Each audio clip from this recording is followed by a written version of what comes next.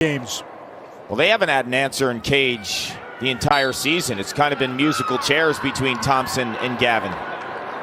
Jacob Falk and the freshman Will Lynch for Notre Dame. And Syracuse had the first face-off momentarily. Now a loose ball. If you look at shot selection for Notre Dame, and especially the efficiency, first 6 games of the year when they were 2-4, 27%. Up to 39% in this 4-game win streak. Yeah, I think a lot has to do with Jake Taylor inside, not only scoring the goals, but better spacing for the other players. The Irish get on the board first. It's Riley Gray, the junior from Point Lookout, New York, one of 7 players out of Chaminade High School on this Notre Dame team. Yeah, Riley Gray has a lot of upside in terms of his length and his ability to shoot on the run, and he gets to the middle of the field with a quick little juke. Goose with possession. Carter Rice now. Dordevic ties it at 1. 46th goal of the season for Tucker Dordevic.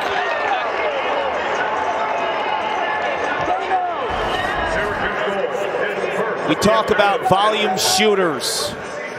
You give Tucker Dordevic time and room to plant his feet with either hand. He's a righty, Anish. He's played on the left side the entire year. Well, the good news for Syracuse that Pat Kavanagh has not registered a point.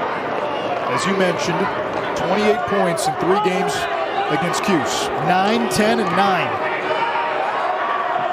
Ridiculous. And they've found seams in the inside of the Syracuse defense. Time and time again, the off-ball play for Syracuse's defense in those 3 losses. Great look here. Chris Kavanagh to David Lipka, the Syracuse transfer, who gives Notre Dame a 2-1 lead. When they're feasting, this offense shares the rock.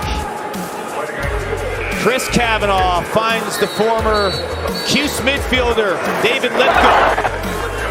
In his last 4.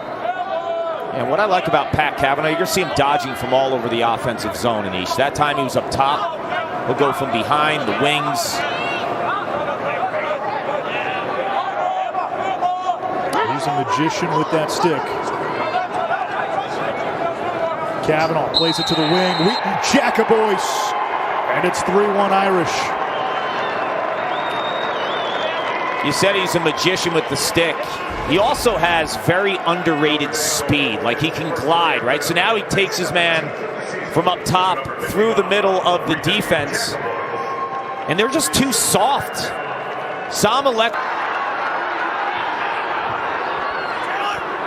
Aviles clears for Syracuse. And the Orange get within 1. That is Owen Seabold, 5th-year senior captain out of Highland Park, Texas. You know, he's been a really strong third option on this offense this season behind Tucker Dordevic and Brendan Curry. Just uses some strength, goes 5-hole on 83. That began a run of 22 straight trips to championship weekend. Shockingly, after this season, the Orange will not have a single player on its roster that has played, or I should say that has won, an NCAA tournament game in a Syracuse uniform, as Will Angrick gets Notre Dame back to a 2-goal lead. I really like this freshman midfielder. Every single time you turn on the tape or you watch them play, he's making plays. Like, he has a really good sense for the offense. And Pat Kavanagh, you win those types of games, Anish, when you're ready to win those types of games. Myra gets through 2 defenders. Syracuse has never lost 10 games in a season.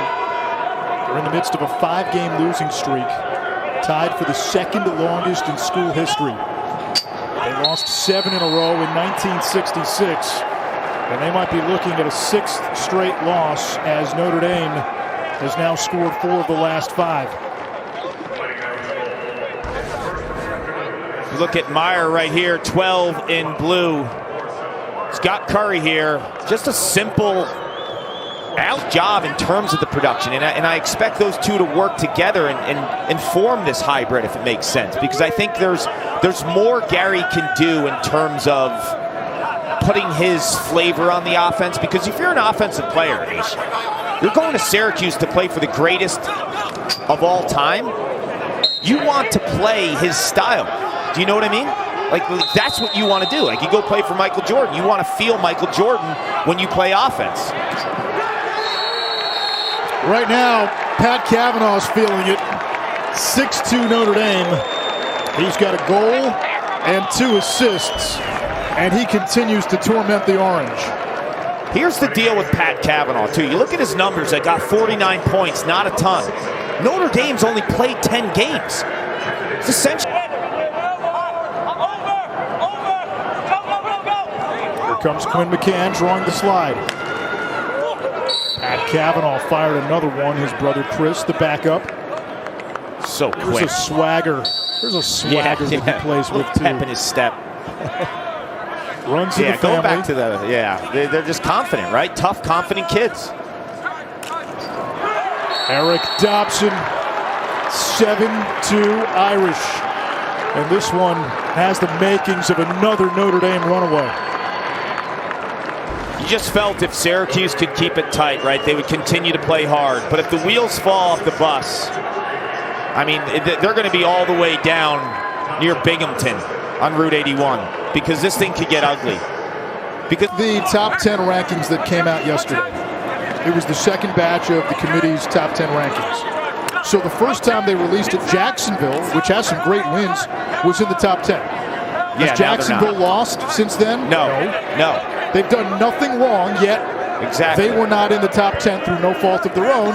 And it probably tells you that Jacksonville, which a couple of weeks ago was an at-large consideration, as Chris Kavanagh scores off the feed from Pat. Let's finish the thought here. This game's getting out of hand, but we've got a week till Selection Sunday. If Jacksonville loses to High Point or Richmond in the SoCon, they're toast. They're toast. Done. Yes, that's the reality. That's the reality. Significant piece these next 2 years. I agree. He has the athleticism and he has the motor, right? Like, he plays super, super hard. And the Orange get one back. It's Lucas Quinn. 8-3. You just wish Lucas Quinn had a shot to be healthy his final year at Syracuse, because he's been nicked up a ton. In and out of the lineup. Came to Cuse as a celebrated recruit for this reason. Stretching defense with both hands. This time a little giddy up with the... You have to give him a lot of credit for the adjustments he's made this year.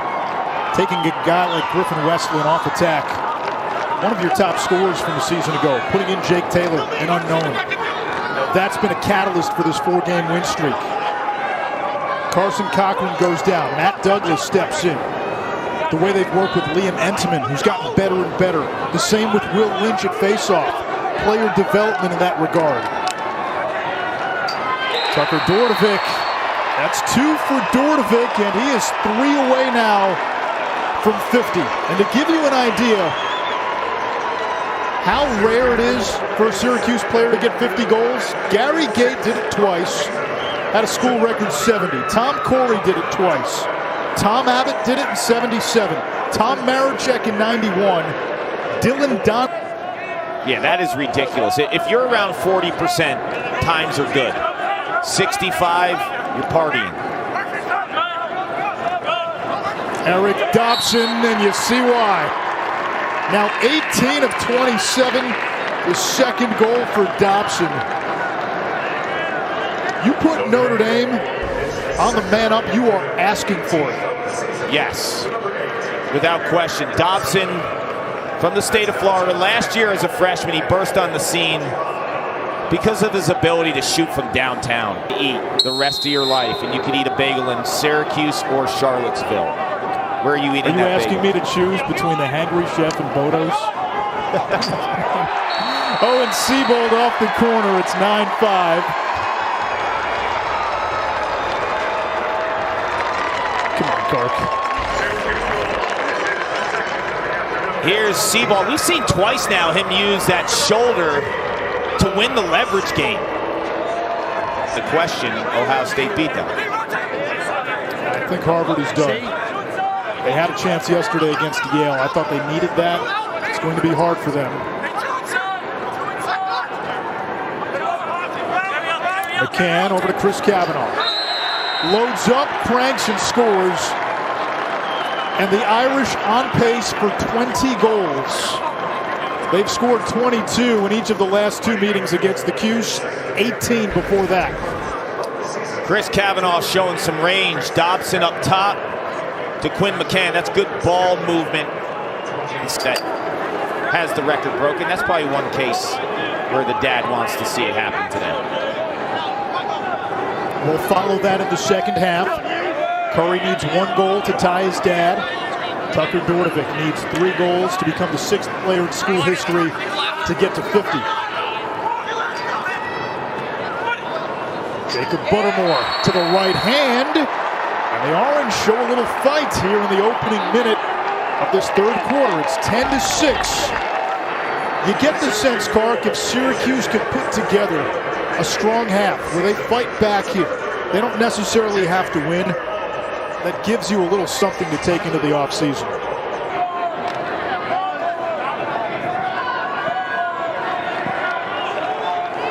$32 points in the last 3.5 games against the Cuse. That's like a season. Settle in. That is a season.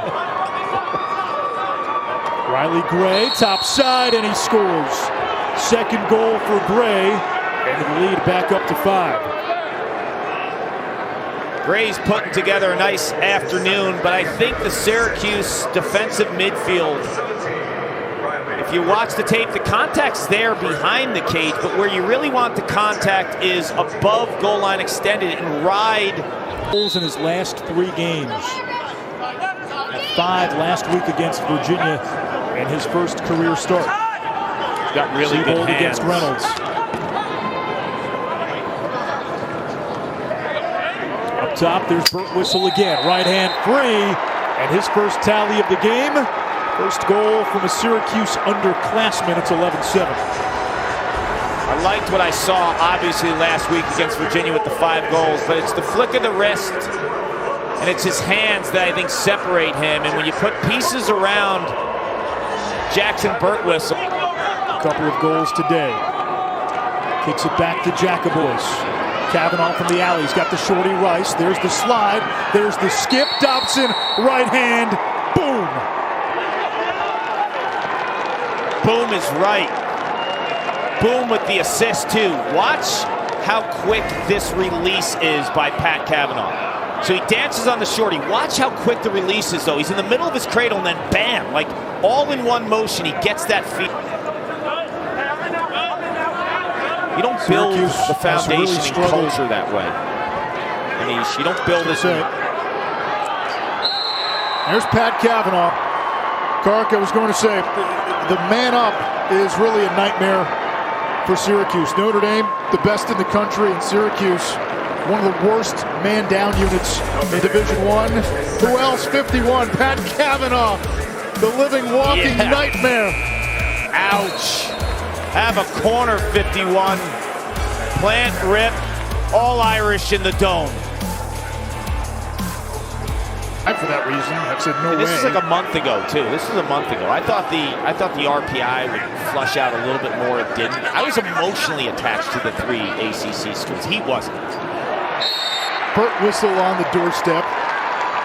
So the loser is buying dinner, correct? Yeah, but I never said, it's going to be some high-end steakhouse. Might have fun with this one.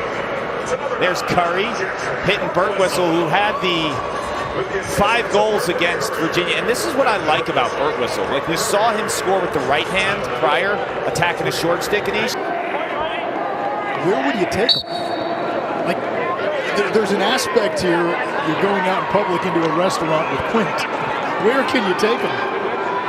I would take him to like a 1 or 2 star on Yelp. Lynch's shot saved by Thompson, the outlet. There's Alexo. Guys falling down, and there's Burt Whistle again. A third-quarter hat trick for the redshirt freshman. Cuse not going down without a fight, 13-9. They're showing heart, and they're showing you some skill. And Burt Whistle now with the hat trick in the third quarter. On the run, in tight lefty. Gentleman bailed this defense out today. He's got almost 20 saves with a whole quarter left.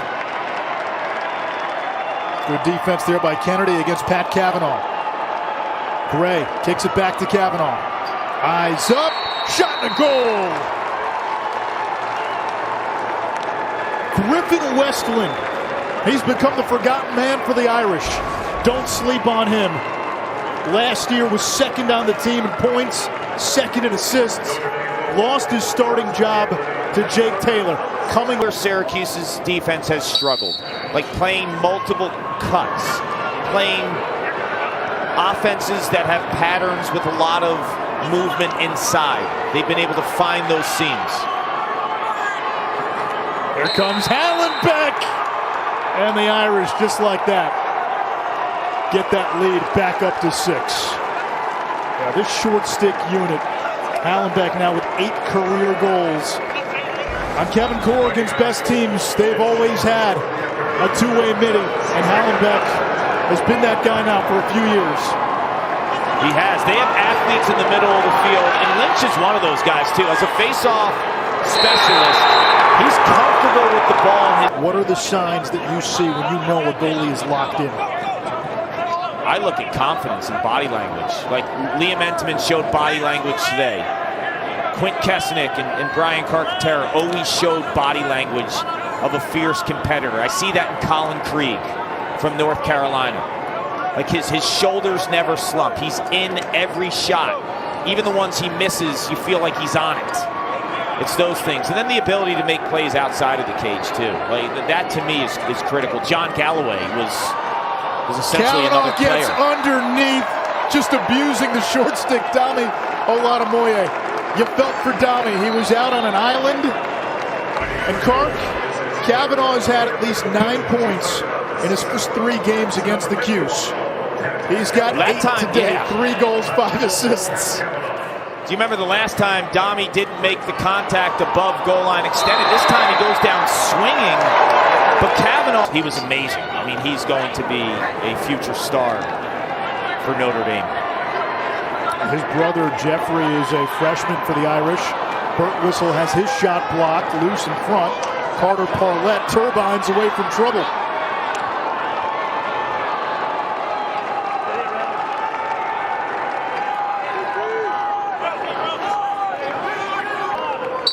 Cuse is going to finish under 500. The only way Hopkins would finish above 500 as Todd Curry, let's salute that moment, ties his dad on Syracuse's all-time goals list. 93 for Todd, 93 for Brendan Curry. 7th all-time for a Syracuse midfielder. A great moment for father and son. Unbelievable. That is just terrific. A legend in the stands, watching his son put together an incredible day to watch his young son who became a star. It's real, man. Like, you understand those tears. Jake Taylor tallies one. Kark, to your point, as a parent, you want your kids to be a better version of you, right? That's why our parents pushed us. And that's why they challenged. Because he never jumped ship. He always stayed the course. Here we go. He did things the right way. There it goes. And he scores again. He points to Dad. We want a better version of ourselves for our kids, right? Well, Brendan Curry's got one more goal than Todd Curry. And I'm telling you, Todd Curry's the happiest man in the Dome right now. It's unbelievable. Sports gives us these kind of moments. Brendan Curry, you've made your father bracket that does not have Maryland. you start to look at, the rest of the field, right? Georgetown, if they win the Big East tournament and Maryland wins the Big Ten tournament, Maryland is your 1, Georgetown is your 2. Kavanagh shot, squeaks through. So 9 points now for Pat Kavanagh. St. Patrick at the Dome. It's just mind-boggling now. 37 points. He's had at least 9 points in all 4 games against the Cuse. It's comical, Kark. I'm running out of superlatives. It is. It's going to feel a little different, right? It's like turning a page. But today, it's all about Notre Dame and their trajectory and what could be a May that has a run. Could be, Anish. They got to take care of business next week against Duke, though. All smiles for Kevin Corrigan, a Notre Dame team that...